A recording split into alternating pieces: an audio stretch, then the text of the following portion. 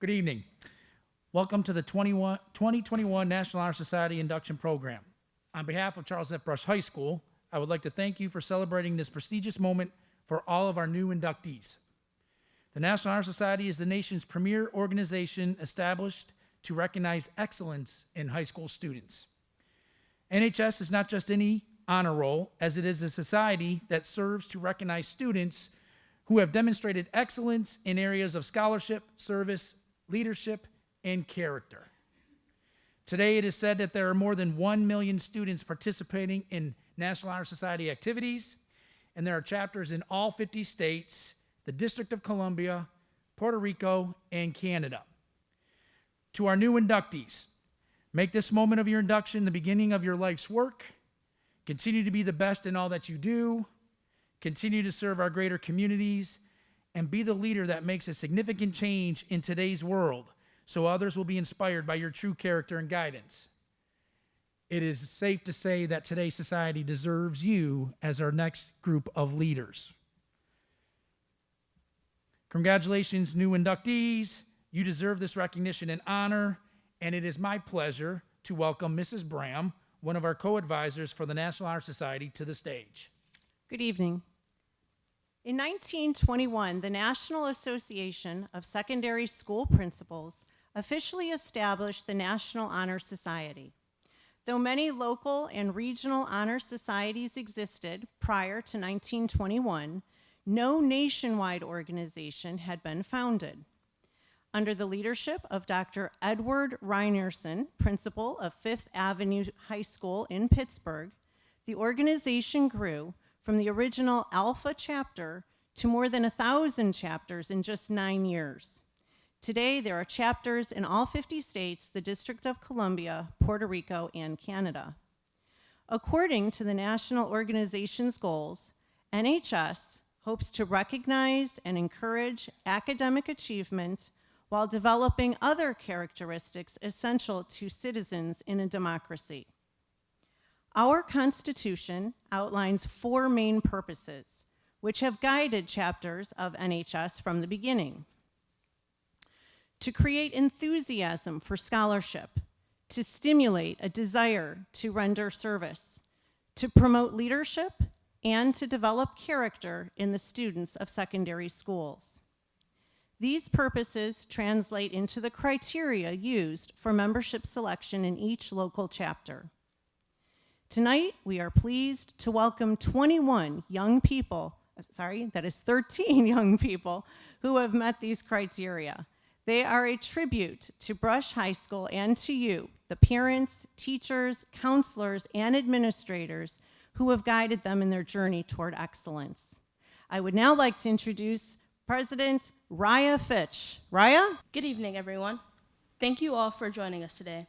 I want to take this time to welcome everyone to the 2021 National Honor Society Induction Ceremony. Today is such a special day because we get the honor of welcoming astonishingly talented students to the National Honor Society. Today, we are recognizing these students' remarkable achievements in academics, service, leadership, and character. Our officers, starting with Vice President Amira Bailey, will now describe the 4 pillars of the National Honor Society. The first branch of the National Honor Society is scholarship. The inductees behind me have all achieved a grade point average of a 3.5, but even more importantly, they embody a commitment to learning.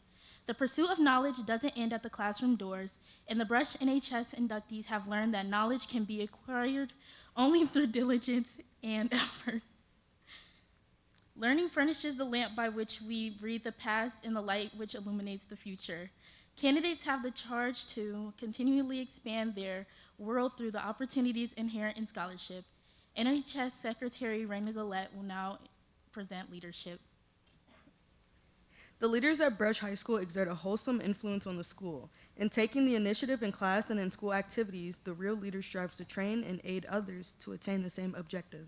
The price of leadership is sacrifice, the willingness to yield one's personal interest for the interest of others. A leader has self-confidence and will go forward when others hesitate. No matter what power and resources may exist in a country or a school, they are ineffectual without the guidance of a wise leader. Leadership is always needed. Thus, to lead is a substantial charge to each of our members. NHS Treasurer Miriam Yakout will now present character. Character is the force within each individual which distinguishes that person from others. It gives each of us our individuality. But when we talk about character for the students of National Honor Society, the word means so much more than that. Implicit in the term is the ethical or moral nature of an individual, that product of constant action, striving daily to make the right choices. We must be, then, in reality, what we wish to appear to others. By demonstrating such qualities such as respect, responsibility, trustworthiness, fairness, caring, and citizenship, we may hope to prove by example that we value character. Michaela Johnson, parliamentarian, will now present service.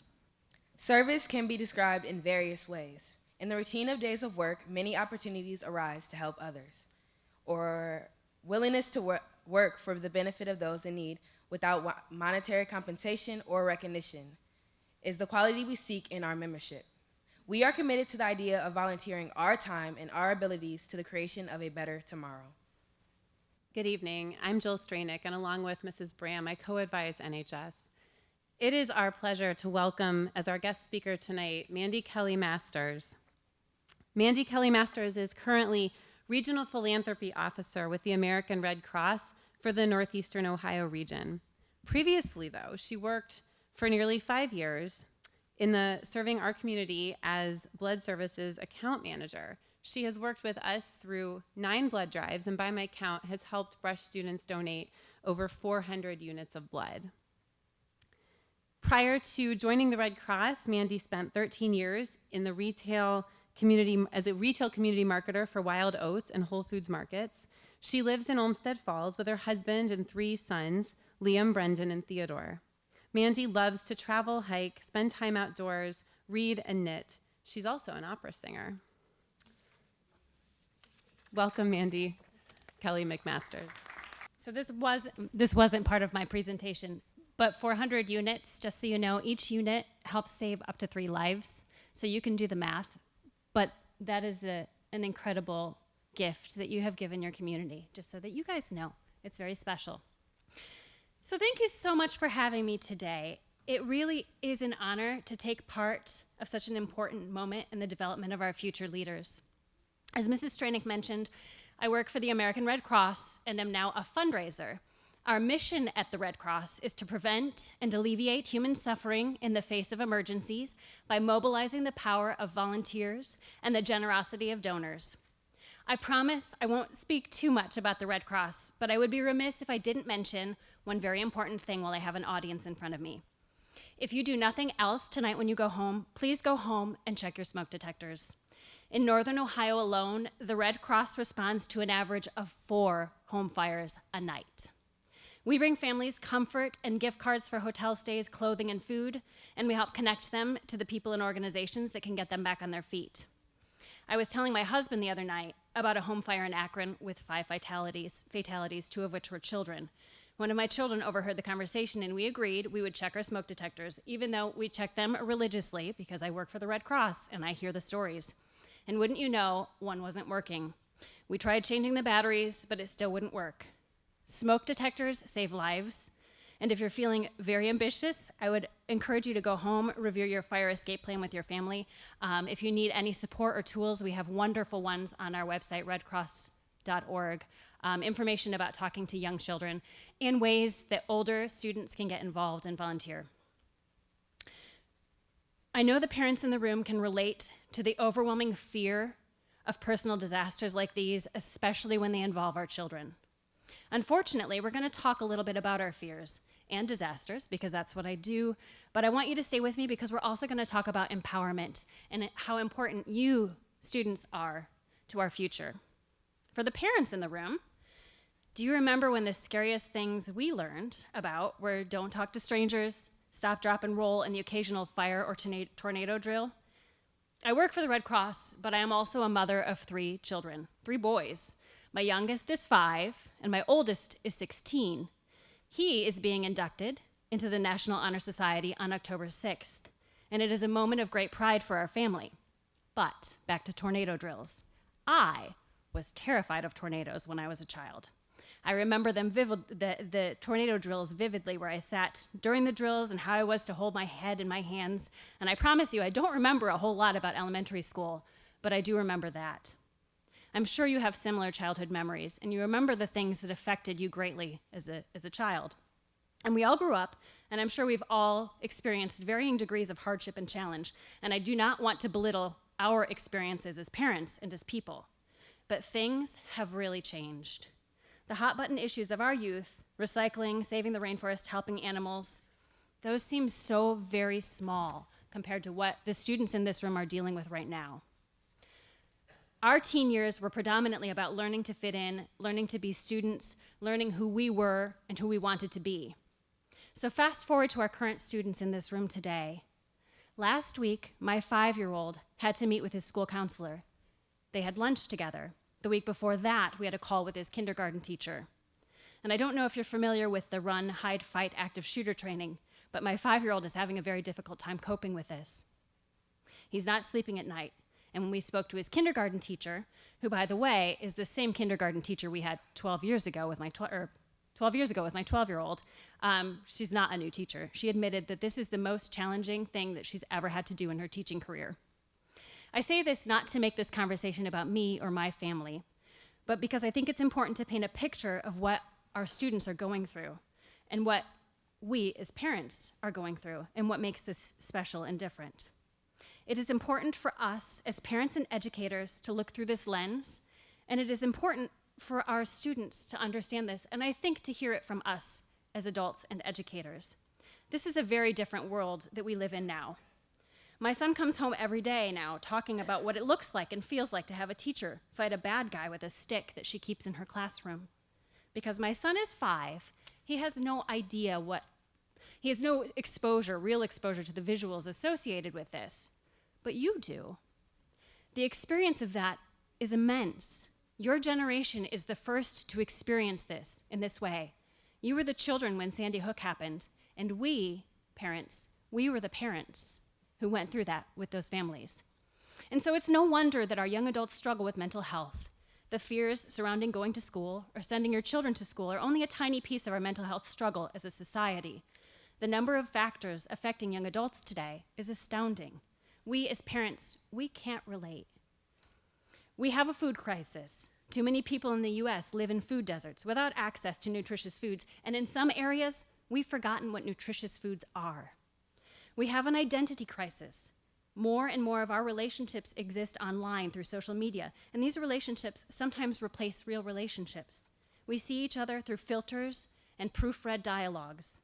And social media is paving the way for a new form of bullying and predatory conversations. We have a climate crisis. The American Red Cross provides food, shelter, and support for those affected by hurricanes and wildfires.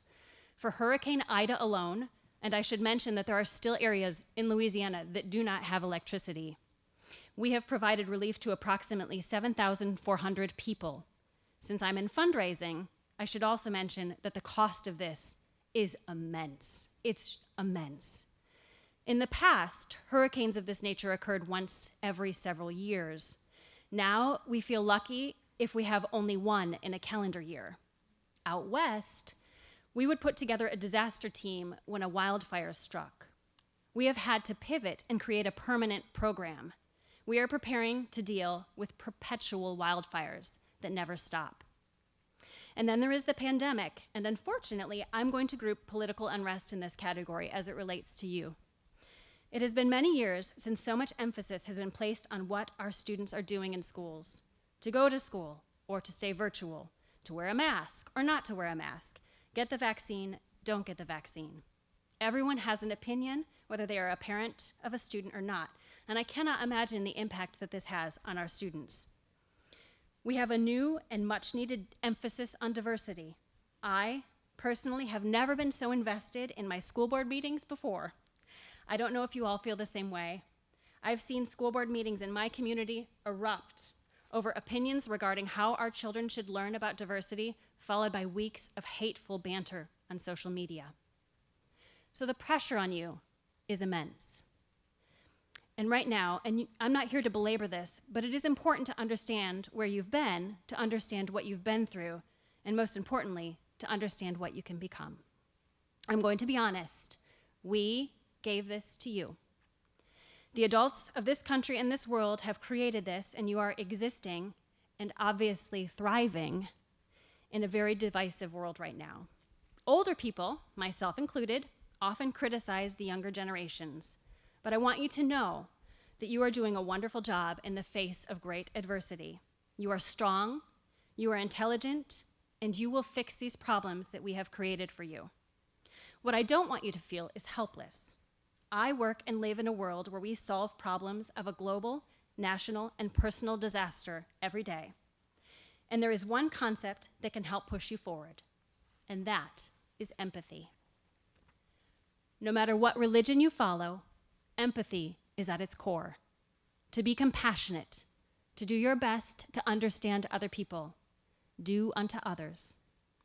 As I was reading through the 4 pillars of the National Honor Society and thinking of how I would approach speaking to you today, I was struck by this overarching theme: scholarship, leadership, character, service. They all stem from and inspire true empathy. Scholarship. Scholarship is about learning, yes, but it is so much more than that. We will heal this world and this society through understanding. We will learn about our differences. You are the generation that has the power to value diversity, not just accept it, to value diversity for what it is. Leadership. A wonderful thing we're seeing is a real move to compassionate leadership. Corporations are seeing the value in building a culture based in empathy and understanding. There is a common misconception that the world is made of people who are either leaders or followers, and there are positive and negative connotations associated with these. But I love the phrase, to yield one's interests for the interests of others. It's such a powerful concept. You will be the generation that teaches us to care about each other again. Character. You may not have the power to have everything you want, but you do have the power to be the person you want to be. I encourage you to begin to ask yourself, is this the person I want to be? It is said that character is the way you behave when no one else is watching. But I believe the character you will be judged on, is the characters others see, but most importantly, I would argue, the character that others feel. Service. In my opinion, service is a dynamic tool for making us feel whole. It will help you build lasting friendships, it will help you feel more confident, and it will help teach you to appreciate what you have. Service is a large part of what we do at the American Red Cross, and you can visit redcross.org to learn about many ways you can help. We have a summer volunteer corps for students. You can help at blood drives. And once you're 18, you can volunteer to teach life-saving skills or help victims of home fires, hurricanes, and other disasters. But you can also serve others every day with the small choices you make. Hold a door, pick up a piece of trash, be a friend to someone in need. Be service-minded and teach others to be empathetic through your own actions. People will forget what you said. People will forget what you did, but people will never forget how you made them feel. This is arguably one of the most relevant and inspirational quotes by Maya Angelou. I ask you to take these values you are being given today and give them light. Be proud of your accomplishments, be kind to yourself and to others, and exemplify the power of scholarship, leadership, character, and service, and you will create a better tomorrow. Thank you so much, and please go home and check your smoke detectors. I pledge myself to uphold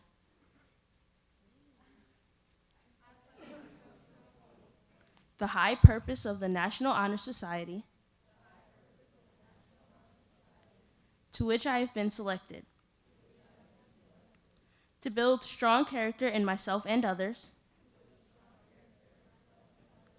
to advance scholarship, to provide leadership, and to serve my school, my community, and my country in the interest of humanity. We will now introduce the inductees and present each with a pin.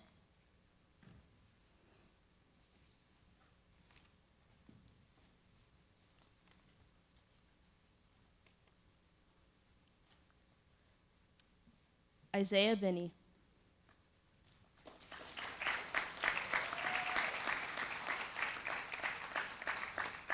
Sujing Chen.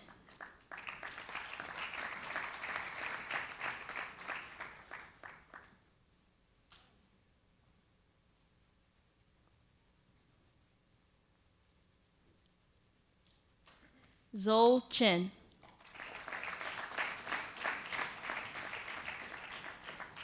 Reagan Dalton.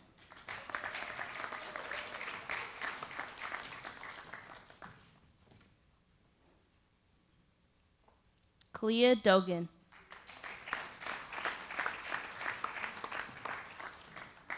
Emily Loya.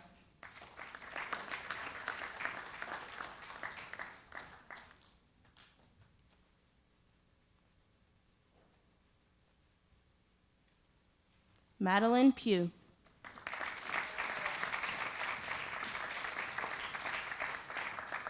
Madison Radiker.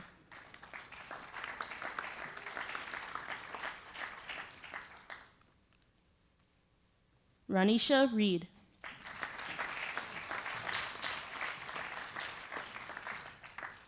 Autumn C.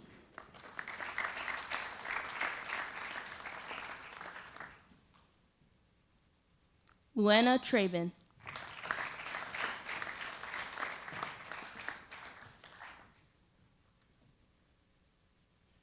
Giovanni Trippi.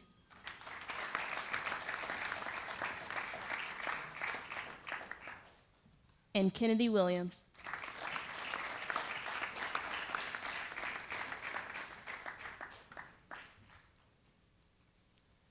Congratulations, inductees.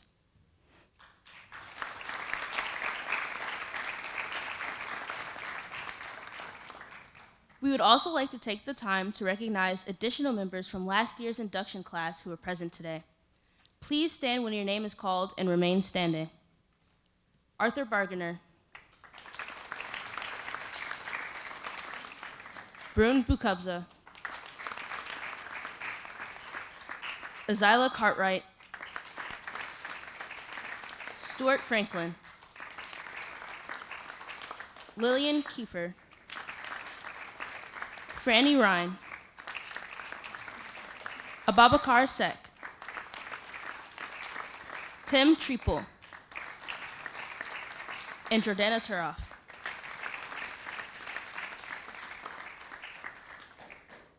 I'd like to thank our principal, Mr. Williamson, guest speaker, Ms. Kelly, and advisors, Mrs. Bram and Ms. Stranick, for their hard work in organizing this year's induction ceremony.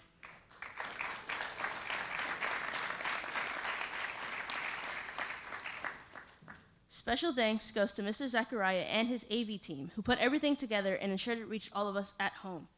Please join me in thanking them with a round of applause.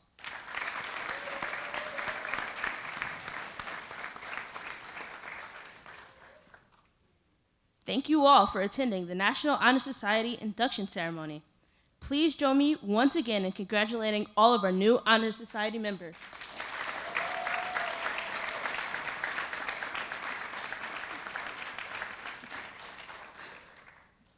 We hope you can join us for Cake and Punch in the Media Center. Please remain seated until the members of NHS have recessed.